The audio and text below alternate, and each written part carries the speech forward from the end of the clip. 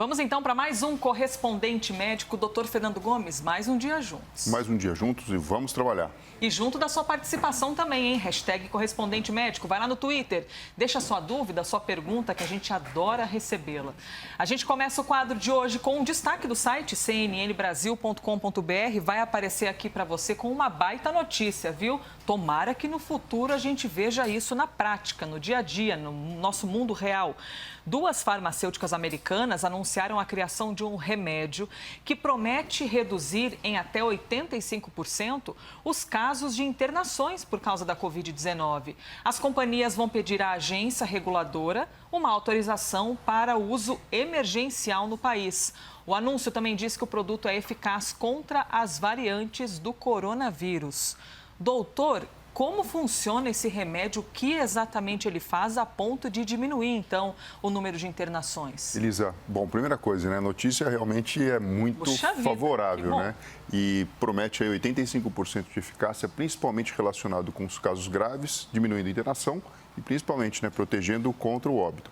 A base do remédio, pelo que é dito, é constituída de anticorpos. Então, aquele mesmo princípio que a gente imagina que o Butantan está desenvolvendo, né, com já o anticorpo pronto sendo oferecido, é o que é dito relacionado com esse remédio. É lógico que mais dados vão ser liberados, a gente vai ter mais noção sobre como funciona exatamente e principalmente se esses números eles condizem com a realidade. Como você muito bem disse, olha só, é uma notícia e tanto, né? Pois é, mas a gente está falando sobre um remédio que não é, doutor, para prevenção, certo? Não é para a pessoa tomar antes, para se fortalecer ou num caso leve. É já quando a pessoa já está acometida pela doença e o caso já está um pouquinho mais avançado? Exatamente. O que foi dito é que é um remédio para a pessoa já tem o diagnóstico, ela já teve aquela fase da infecção viral, já está naquela fase de toda a resposta inflamatória exagerada, precisa combater o trabalho que o vírus está fazendo para provocar a doença e tem um papel principal nessa situação.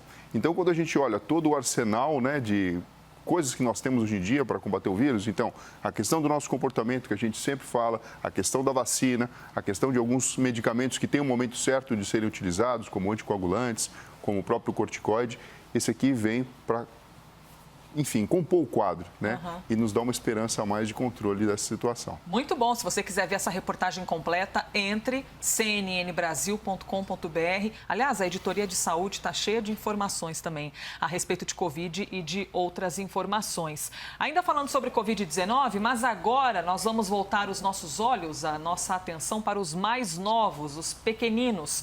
Os pais estão preocupados com o aumento de casos em crianças e também em bebês. E tem um porquê essa preocupação, viu? Em Maceió, por exemplo, 15 bebês recém-nascidos testaram positivos para a Covid.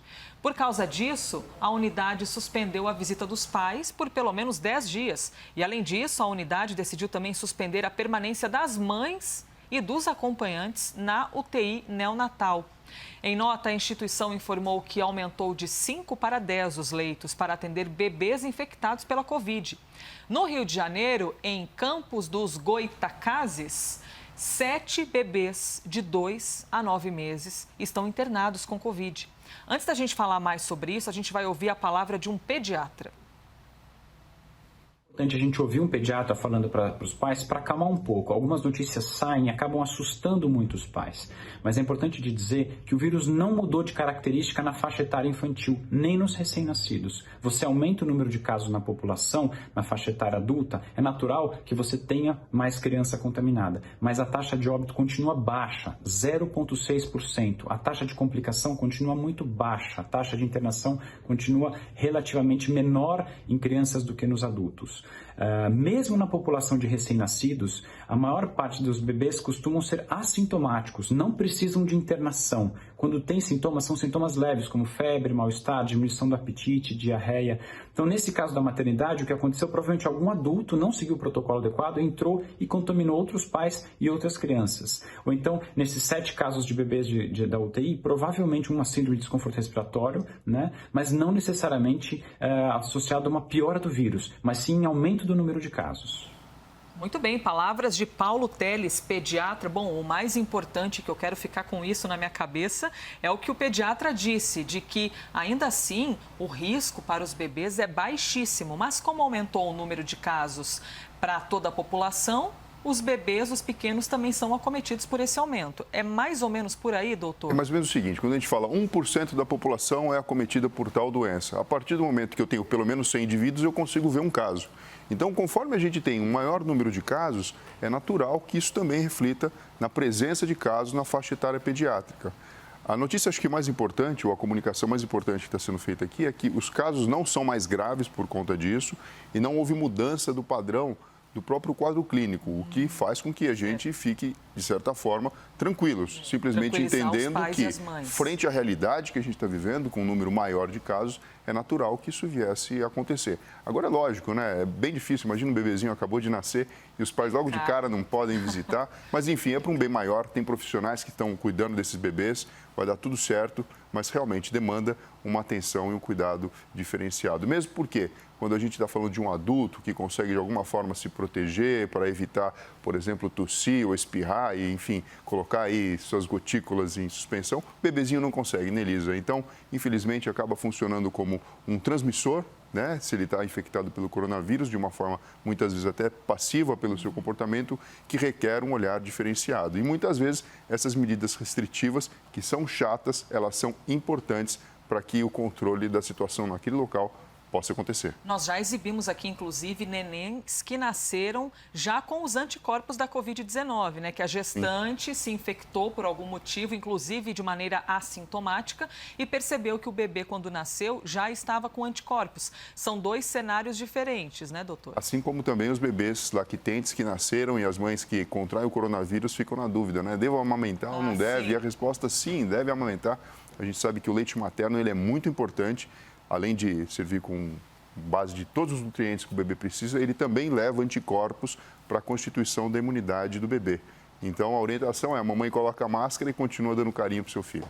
Orientações do doutor Fernando Gomes para todos nós. Estou ouvindo aqui o doutor e já estou olhando aqui para a nossa hashtag, correspondente médico. Mande a sua pergunta, viu? Porque a gente gosta bastante da sua participação. O nosso próximo assunto é sobre violência contra a mulher. Até perguntei agora há pouco no Twitter se você já viu alguma mulher sendo verbalmente agredida, sendo fisicamente agredida. Se você já viu, quer contar para a gente como foi a situação? Hashtag correspondente médico. A Organização Mundial da Saúde divulgou um relatório que aponta que 1 em cada 3 mulheres em todo o mundo sofre violência física ou sexual durante a vida, em algum momento da vida. O relatório é o maior estudo da entidade sobre o tema. E o pior, esses números são de 2000 até 2018, ou seja, não envolve os dados do período da pandemia, que a gente viu crescerem. A situação deve ser ainda mais séria com esses dados da pandemia. E ainda segundo a OMS, a violência começa muito cedo. Então, 1 a cada 4 jovens entre 15 e 24 anos sofre violência do parceiro. É um cenário triste e é um cenário que precisa mudar. Mulheres do mundo inteiro ainda têm a esperança de mudar esse cenário. Doutor, a gente vive uma sociedade em que muitas mulheres nascem e são criadas até por mães que não conseguem, às vezes, enxergar um cenário diferente, porque também tiveram essa criação, o cenário em que a mulher tem de ouvir o homem, tem de andar debaixo da asa do homem, que o último a dar a palavra é o homem. Tudo bem que, mundialmente falando, esse cenário está se transformando, mas ainda existem muitas mulheres assim, muitas mulheres que nem procuram ajuda porque acham que é normal. Ou que algum amigo ou algum parente fala: tudo bem, esquece, ele é tão bom homem, né? Ele paga as contas. Então, parece que tudo ao redor da mulher sugere que ela se cale. Mas a mulher tem de encontrar força para não se calar. A mulher e toda a sociedade, Elisa, porque nós já entendemos que o processo de empatia é algo que deve acontecer com todas as pessoas. Isso faz parte da evolução do próprio ser humano. Então, não existe mais espaço para que uma pessoa sofra agressão. E olha só, a agressão ela não é só física, porque física é o extremo, né? É o fim da picada. Mas quando você tem, por exemplo, uma maneira de coagir a pessoa, uma maneira de limitar a sua expressão como ser humano, muitas vezes provocando até mesmo bullying dentro de casa, porque grande parte da própria violência acaba sendo causada pelo próprio parceiro, pelo marido, pelo namorado, enfim, por quem convive junto, por parentes. Isso acaba sendo uma coisa muito triste e que não tem mais espaço. Então, é importante que as mulheres tenham noção disso, enfim, que todas as pessoas tenham noção disso e que existem meios de se denunciar e principalmente de se corrigir essa situação. Acaba sendo um problema que não tem mais espaço na nossa sociedade. E todo mundo tem o direito de ter sua autoestima preservada, sua integridade preservada, enfim, e ser respeitado como um ser humano. Nós temos aqui um telão com os números aqui do Brasil, somente neste ano. Nem 3 meses se passaram, hein? Vamos dar uma olhada, então. Foram 160 mil vítimas atendidas. Detalhe, gente, isso aqui pode parecer muito, mas a gente tem de lembrar que muita mulher não tem coragem de denunciar. Então, esse número pode ser infinitamente maior, porque as mulheres se calam por medo, por vergonha, por não se sentirem atendidas, por N motivos. 160 mil vítimas atendidas, mais de 8 mil pessoas presas, ou seja, aqui o processo funcionando e o homem indo preso depois de agredir uma mulher, 45 mil investigações, 56 mil inquéritos. E veja aqui a quantidade de mulheres que são atendidas por dia.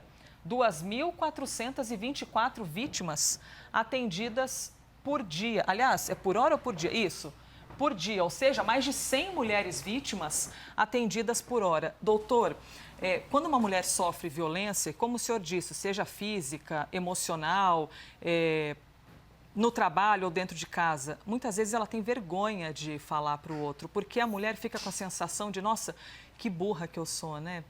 Que vergonha, como é que eu pude aceitar isso e mais? Aceitei e ainda estou com essa pessoa. É difícil e é delicado conseguir romper essa barreira, não é, doutor? De ter coragem de contar para alguém.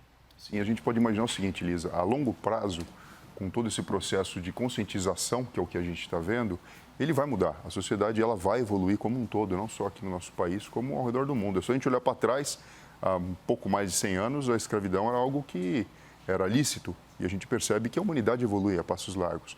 E a curto prazo, essa questão da própria, como você falou aqui, pessoas presas relacionadas com o processo, né? No cenário ideal, o que a gente quer é que as pessoas sejam regeneradas, de alguma forma que entendam que a ficha caia e que deixem de ser agressores e passem a ser pessoas que, na verdade, defendam a causa. É um processo lento, parece utópico o que eu estou falando, mas muito mais do que identificar um culpado, é importante um processo educacional.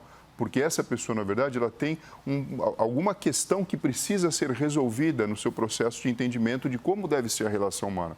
E tendo o cérebro neuroplasticidade, eu digo para você, pode ser difícil, mas é possível. Ou seja, a hora que a ficha cai para todo mundo, a gente dá um passo muito grande. E, enfim, esse número que hoje em dia existe, a gente sabe que é muito maior até do que o que está aqui, né, Elisa? Porque, como você falou, a pessoa tem vergonha, ela passa por uma situação em que ela se sente boba, se sente tola. De tudo isso, esse número deveria diminuir pela conscientização de toda a sociedade e mudança de um comportamento para a evolução. Doutor, chegaram muitas mensagens, então eu agradeço as pessoas que mandaram seus relatos a respeito da agressão e encerro aqui com a mensagem da Dai Souza, que disse que passou a infância convivendo com essa situação dentro de casa e é a pior coisa do mundo, ou seja, faz mal para a mulher e pode fazer muito mal também para os filhos. Procure ajuda, ofereça ajuda para essa mulher que está nessa situação delicada. Doutor Fernando, obrigada, viu, por mais um dia. Obrigado a você, Elisa, e pessoal, até breve. Terminamos, então, este que foi mais um Correspondente Médico.